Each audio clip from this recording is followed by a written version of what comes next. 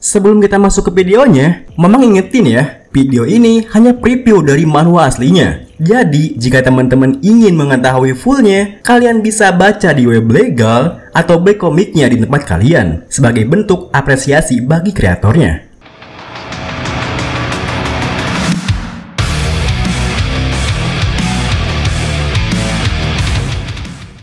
Halo semuanya, selamat toyahkia ya dimanapun kalian berada. Gimana kalian kabar kali ini? Semoga baik aja ya. Dan kali ini Mamang bakal nyoba bahas manhwa yang udah rilis lumayan lama nih, yang berjudul Sang Penyihir Kegelapan. Manhwa ini bergenre action, adventure, fantasi, manhwa, dan shonen.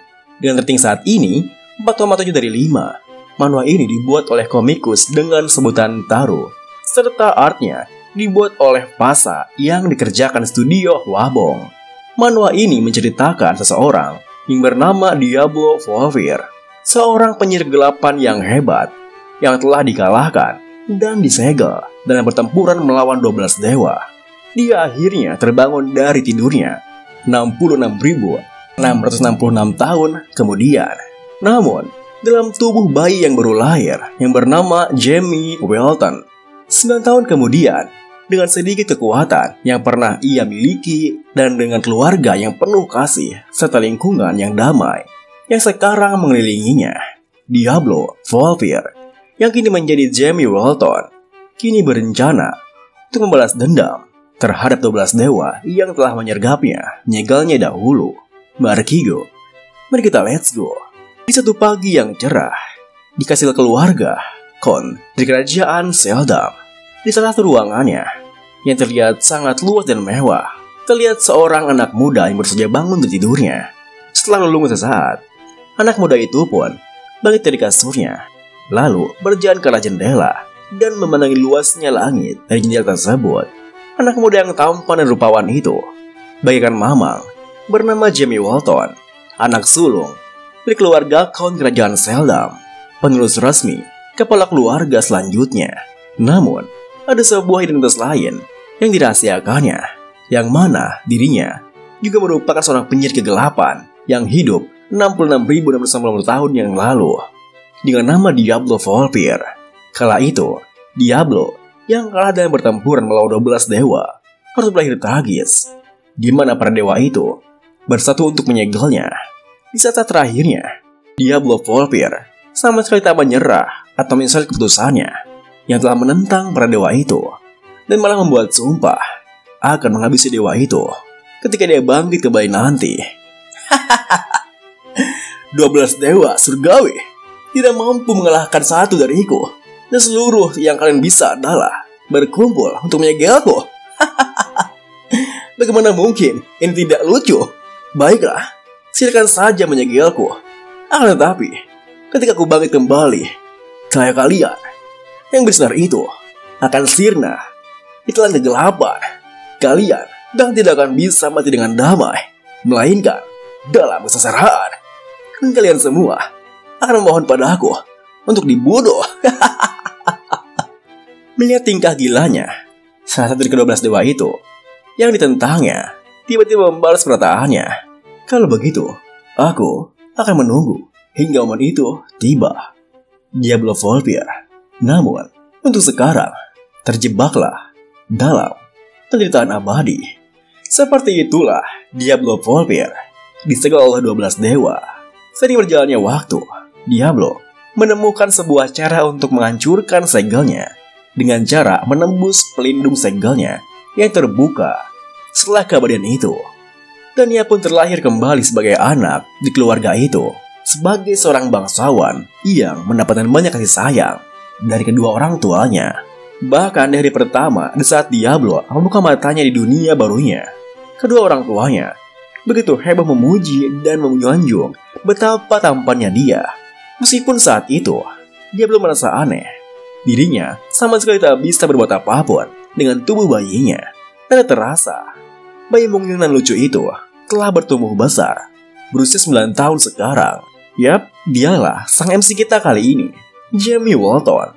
Meskipun cuacanya sangat cerah dan membuat orang-orang yang terkena mataharinya, yang terkena sinarnya merasa bersemangat, Jamie sendiri yang baru bangun dari tidurnya langsung menghela napas panjang. Ia sudah bisa mengira bahwa hari ini akan menjadi hari yang sangat melelahkan, seperti yang biasanya terjadi selama 9 tahun ini. Saat kemudian, pintu kamar Jamie pun diketuk, dan seorang maid berubaya, sebut saja Nanny, memasuki kamarnya. Setelah bertegur sapa sebentar, Nanny bertanya, apa yang sedang dilakukan Jamie? Dengan berdiri, jika cinta seperti itu, Jamie yang berpikiran simpel pun menjawab bahwa dirinya hanya sedang melihat ke langit pagi karena sangat indah. Namun, jawaban sekenanya Jamie malah membuat Nanny mujinya yang penuh perasaan sekali. Kemudian, meskipun Jamie tidak merasakan apa yang dikatakan maidnya, penuh perasaan seperti apa yang dimaksud, maid Nanny langsung mengajak Jamie untuk berganti pakaian dulu karena keluarganya telah menunggunya di ruangan makan. Sesaat kemudian, setelah berganti pakaian dengan ditemani oleh maid Nanny, Jamie pun tiba di depan ruang makan. Setelah maid Nanny memberitahukan kedatangannya, Jamie melangkah masuk sembari menarik napas dalam karena hal yang melelahkan akan segera terjadi. Dan baru saja Jamie memasuki ruangannya, ayahanda, ibunda, serta adiknya yang telah berada di sana lebih dulu langsung menyapanya dengan hangat. Meskipun saat ini Jamie berusia 9 tahun, bahkan sudah punya seorang adik perempuan, ibundanya tetap memanggil Jamie dengan panggilan bayi kesayangannya, serta perlakuan yang begitu memanjakan dirinya. Semua hal itulah yang membuat jiwa Diablo yang berada di dalam tubuh Jamie merasa sangat kelelahan. Kemudian, di saat Jamie telah duduk di samping adik perempuannya, kedua orang tuanya, terutama ibundanya, tak henti-hentinya memuji tingkah Jamie dan adiknya yang nampak begitu mengembaskan. Ibundanya yang mana seorang putri tunggal dari keluarga besar Bell bernama Sears Bell Walton menikahi ayahnya yang mana adalah kepala keluarga Count Welton, salah satu dari 5 master pedang di kerajaan Seldam yang bernama Count Argeno Welton. Meskipun tak lebih parah dari istrinya, Pak Argeno juga selalu membalas pujian istrinya yang terus saja membanggakan kedua anaknya. Meskipun Pak Argeno memegang gelar yang begitu luar biasa, tapi di mata Jamie, ianya seorang yang tergila-gila dengan istri dan anak-anaknya. Bisa dibilang bucin parah pokok nama. Lalu, adik termudanya bernama Sarah Welton. Ia juga tak kalah menggemaskan di mata kedua orang tuanya. Namun bagi Jamie yang di kehidupan sebelumnya selalu kesana kembali sendirian, hal-hal berbau kasih sayang seperti ini begitu menyiksa mentalnya. Beberapa saat kemudian, setelah selesai hendak kasih bersama, Jamie yang nampak kelelahan pun langsung berbaring di kasurnya. Meskipun dirinya sudah menjaga rutinitas itu selama 9 tahun lamanya, Jamie merasa dia tidak akan pernah bisa terbiasa dengan cara keluarga barunya yang penuh perasaan dan kasih sayang. Sebenarnya, kondisi saat ini terbilang lebih mendingan karena Jamie telah tumbuh. Waktu dulu, semasa masih bayi, ia benar-benar merasa ingin mati karena dirinya harus bertingkah dan berbicara yang mengemaskan, seolah-olah ia mempunyai lidah yang pendek. Meskipun semua hal itu terasa sangat melelahkan, Jamie sendiri menyukai kastil keluarganya. Ada banyak hal yang bisa ia lakukan, dan perpustakaan pribadinya juga sangat besar. Akan tetapi, ada suatu hal yang masih mengganjal di hatinya, yaitu Jamie merasa dirinya sangat lemah saat ini. Di saat Jamie sedang asik-asiknya melamun, muncul sebuah makhluk kecil yang hinggap di kepalanya. Karena makhluk itu berwarna hitam, kita panggil dia Black. Black adalah makhluk yang disummon oleh Jamie menggunakan sihir hitamnya. Kehadiran Black di sana dia sedikit meregakan hati Jamie dengan cara meramas Black dengan kuat hingga terjadi pengencerotan cairan hitamnya yang keluar kemana-mana. Setelah perasaannya lebih baik, Jamie pun bisa memandang isi baiknya. Meskipun dirinya masih lemah saat itu, dilahirkan kembali membuatnya mendapatkan sebuah kesempatan yang baru. Lalu, meski ke-12 dewa bodoh itu masih ada, dan mereka masih memeras para pemuja mereka, seolah mereka adalah parasit, walaupun hanya sejauh itu kekuatannya. Dan karena sihir hitam tak berlaku di era itu, waktu berada di sisi Jamie. Kayak santai dulu gak sih? Namun, Di saat Jamie sedang melepaskan nafsu kekesalannya dengan Black dan bertekad akan menjadi lebih kuat dan tahan lama, pintu kamarnya tiba-tiba terbuka yang diiringi dengan munculnya Maid Nanny yang beritahunya bahwa sudah saatnya untuk baca buku anak-anak dengan adik kecilnya. Tentu saja, kehadiran di sana sontak membuat Jamie harus kembali berakting menjadi anak muda yang begitu lucu dan menggemaskan. Meski kapanpun Jamie bertingkah lucu, rasanya membuatnya ingin disegel lagi. Dirinya tetap harus melakukan aktingnya dengan sangat baik. Saat kemudian, setelah mempersiapkan mentalnya, Jamie pun telah tiba di sebuah kamar di mana ibu dan adiknya telah menunggunya agar lebih menghayati perannya. Setelah ibunya menyapanya, Jamie pun bertingkah imut dan manja dan berlutut di depan ibunya serta bertanya, "Ibunda, buku apa yang akan ibu bacakan untuk kami hari ini?" Tentu saja, akting sempurnanya berhasil membuat ibu dan adiknya langsung meluknya dengan gemas. Kemudian, setelah pelukan bersama itu, Jamie pun duduk di samping ibundanya dan mendengarkan ibundanya bercerita tentang seorang penyihir bernama Highness. Beberapa saat kemudian, ibundanya pun menutup buku yang dipegangnya yang menandakan bahwa ceritanya telah berakhir. Meskipun Sarah, adik perempuannya, tak tidur lelap karena kantuknya, Jamie harus tetap berpura-pura tertarik dan mendengarkan ceritanya. Bahkan saat ibundanya bertanya apakah ceritanya seru atau tidak, Jamie bertingkah sangat lugu dan menjawab bahwa ceritanya sangat seru dan membuatnya ingin menjadi seorang penyihir hebat seperti Highness. Melihat tingkah lugu putranya yang begitu menggemaskan, yang begitu mengagumi seorang penyihir, ibundanya pun memujinya kalau dirinya itu pintar sekali. Jadi dengan penuh keyakinan, dirinya akan menjadi seorang penyihir yang hebat di masa depan nanti. Ditambah lagi, sampai saat ini Jamie sudah mengalahkan 3 guru sihirnya. Ibundanya juga berpesan agar Jamie bisa bersabar karena ayahandanya bilang bahwa ia akan membawakan kepadanya seorang penyihir hebat yang akan menjadi gurunya. Awalnya, Jamie merasa kebingungan kenapa ibundanya tiba-tiba membahas hal itu, bahwa dia pernah mengalahkan 3 orang penyihir yang ditugaskan untuk mengajarinya. Namun, melihat mata ibundanya yang begitu berbinar, Jamie merasa bahwa tidak mungkin ibundanya sedang mengejek dirinya. Kemudian, setelah bercengkerama sebentar dengan ibundanya, Jamie pun pamit untuk pergi ke perpustakaan. Dan tentu saja, sebelum Jamie meninggalkan ruangannya, ibundanya meminta jatah terlebih dahulu, yaitu sebuah pelukan dan sun hangat, sembari berpesan untuk jangan terlalu banyak baca buku dan ingat untuk main-main di luar juga. Yang penting, jangan jajan sembarangan. Mau tak mau, Jamie pun langsung melakukannya, memeluk dan mensun ibundanya dengan begitu manja, yang membuat ibundanya yang merasa gemas tak ingin melepaskannya dan ingin terus bermain dengannya. Beberapa saat kemudian, dengan usaha payah, akhirnya Jamie berhasil melepaskan diri dari ibundanya yang enggan berpisah dengannya. Dan kini, Jamie terlihat sedang membaca sebuah buku di perpustakaan pribadi keluarganya.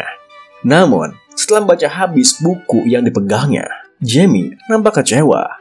Ia membaca bukunya karena katanya buku itu adalah buku terbaru dan pernapasan mana. Tapi ternyata setelah Jamie membacanya, isi bukunya tidak begitu membantu. Lalu, Jamie yang masih penasaran pun ingin mencari buku-buku yang lain yang sekiranya bisa membantunya.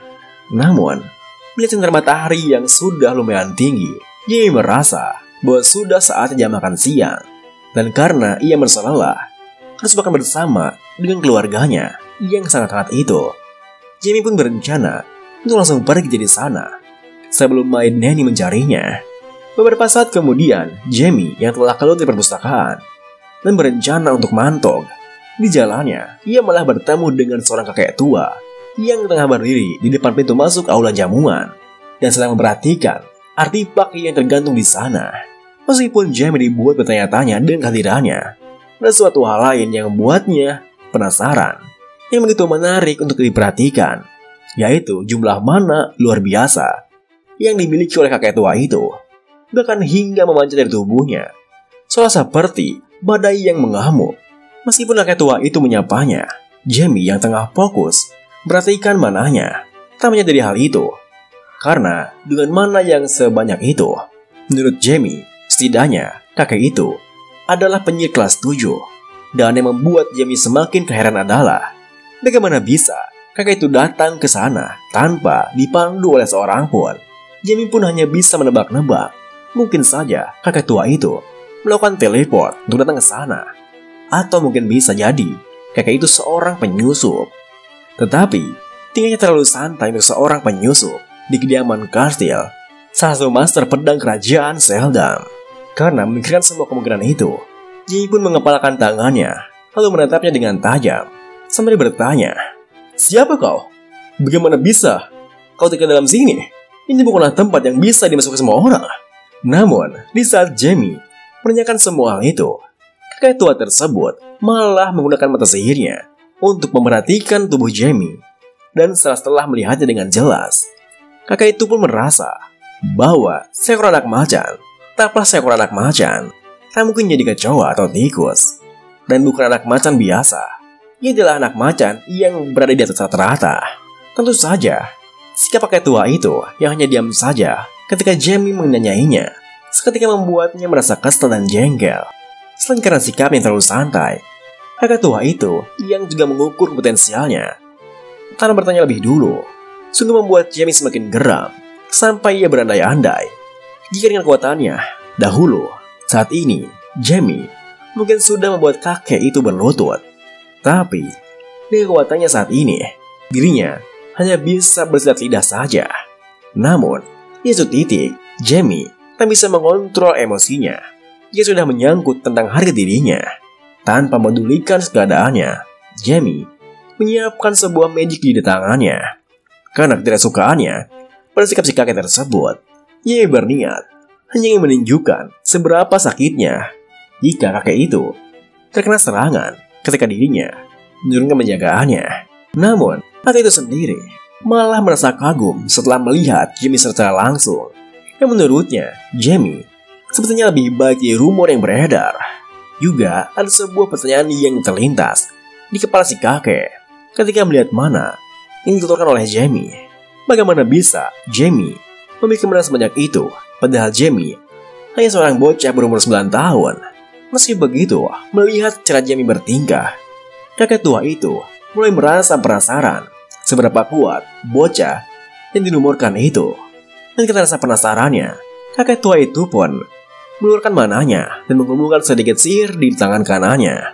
Tentu saja sikap kakek tua itu sontak menyulut kemarahan Jamie karena telah nekat untuk menguji dirinya, yang mana adalah seorang penyihir kegelapan hebat bernama Diablo Volpir yang sudah nyaris mengalahkan seluruh dewa di kehidupan sebelumnya. Kemudian, tanpa berpikir panjang, Jamie langsung menyerang kakek tua itu dengan sihir miliknya. Sayangnya, sihirnya tak berdampak banyak dan hanya menimbulkan banyak asap ketika mengenai tubuh si kakek. Meskipun Jamie sudah menduga bahwa serangannya tak akan berhasil, ia tetap tidak menyangka bahwa serangannya tak memberikan damage sama sekali. Namun, berbanding terbalik dengan Jamie yang merasa kecewa, si kakek tua itu malah terlihat bersemangat. Ia sangat terkesan dengan sihir yang dilakukan Jamie. Menurutnya, itu bukanlah sihir dari seorang bocah yang baru berumur 9 tahun. Dan karena itu, membuatnya begitu bersemangat. Kakek tua itu yang merasa bahwa sekarang sudah gilirannya pun langsung menyerang Jamie dengan sihirnya. Tentu saja, sikapnya semakin mengiris hati Jamie, yang mana menunjukkan bahwa serangan darinya sangat tidak berarti. Hingga kakek tua itu terlihat begitu baik-baik saja. Kemudian, meski sihir si kakek semakin dekat padanya, Jamie malah terdiam dan tak bergeming sama sekali. Karena menurutnya, sihir itu tak diarahkan kepadanya, yang membuatnya tak ada alasan untuk bereaksi. Tentu saja, melihat Jamie yang diam saja, tak bergerak, bahkan tak berkedip, sontak membuat kakek tua itu tersentak kegirangan. Dan sepersekian detik kemudian, sebelum sihir si kakek mendekat pada Jamie, tiba-tiba saja ayahanda Jamie, Pak Argeno, muncul di sana dan langsung menangkis sihir si kakek. Lalu, tanpa menurunkan pedangnya lebih dulu, Pak Argeno yang merasa bahwa putra kesayangannya telah terancam langsung mengemali si kakek saat itu juga. Bahwa perilakunya itu sudah berlebihan. Ditambah lagi acting Jamie yang begitu natural mengeluarkan keguncangan mentalnya, menambah kewaspadaan Pak Argeno pada si kakek di depannya. Bahkan mintanya untuk mengobrol secara pribadi. Melihat tingkah Jamie yang berubah di depan ayahnya, si kakek yang ternyata adalah seorang Marquis bernama Lin-Mel malah merasa lucu dan tertawa terbahak-bahak saat itu juga. Ditawanya, Marquis Lin-Mel sempat mengatakan keiriannya pada Pak Argeno, yang tentu saja semakin membuat Pak Argeno merasa kebingungan dengan tingkahnya. Saat kemudian, Pak Argeno pun mengajak Marquis Lin-Mel untuk mengobrol di ruangannya sembari menikmati secangkir teh dan cemilan lainnya. Setelah kedua beberapa saat menikmati tehnya, Pak Argeno yang masih belum menerima perlakuan Marquis Lin-Mel pada Jamie sebelumnya langsung menekankan bahwa Jamie itu adalah putranya serta pewaris keluarga Welton. Namun, meskipun Pak Argeno telah berbicara dengan serius padanya, Marquis Lin-Mel malah nampak santai sekali. Dia akan menjawab bahwa ia sudah mengetahui kalau Jamie adalah putra sekaligus penerusnya. Tentu saja, jawaban santai Marquis Lin-Mel semakin membuat suasananya semakin tegang, sehingga Pak Argeno secara tak sadar mengeluarkan niat membunuhnya. Kemudian, karena merasa tak nyaman dengan sikap Pak Argeno yang begitu tegang, Marquis Lin-Mel pun menyuruhnya untuk sedikit tenang dan mulai meluruskan kesalahpahamannya. Setelah Pak Argeno kembali tenang, Marquis Lin-Mel pun bertanya padanya tentang seberapa banyak ia mengetahui tentang putranya yang begitu luar biasa jenius itu. Tentu saja Pak Argeno yang tak yakin dengan hal itu langsung berterus terang bahwa tujuan awalnya ia mengundang Marquis Lin-Mel ke kediamannya adalah untuk mempercayakan putranya Jamie pada dirinya. Tetapi sikap Marquis Lin-Mel yang tiba-tiba menyerangnya masih menyisakan sedikit kesalahan di hatinya. Melihat sikapnya yang begitu terus terang, Marquis Lin-Mel pun menyadari bahwa Pak Argeno benar-benar menyimpan dendam padanya karena kejadian sebelumnya. Meski begitu, ia juga mendapat kesimpulan bahwa Pak Argeno memang tidak banyak mengetahui tentang putranya itu. Dan karena itulah, Marquis Lin-Mel akan bertindak seperti tidak pernah menerima permintaannya. Tentu saja, keputusan tiba-tiba Marquis Lin-Mel seketika membuat Pak Argeno kebingungan. Kenapa seorang penyihir hebat seperti Marquis Lin-Mel yang dikenal sebagai Great Magician kelas 8 terkuat di antara penyihir yang masih hidup malah tidak mau menerima putra sulungnya, Jamie Walton. Dan video ini diakhiri dengan Pak Argeno yang sedang berpikir keras dengan otaknya. Kenapa penyihir hebat sepertinya tak mau menerima putranya? Apakah putra sulungnya tak seberbakat yang ia duga? Ataukah dirinya saja yang terlalu berharap banyak pada anaknya? Semua pikiran itu terus berkecamuk di kepala Pak Argeno sampai Mamang bahas di video selanjutnya. Ia akan tayang jika video ini rame. Terima kasih buat teman-teman semua yang udah nonton. Mohon maaf jika ada salah-salah kata atau pengucapan Mamang yang kurang jelas. Sampai jumpa di video berikutnya.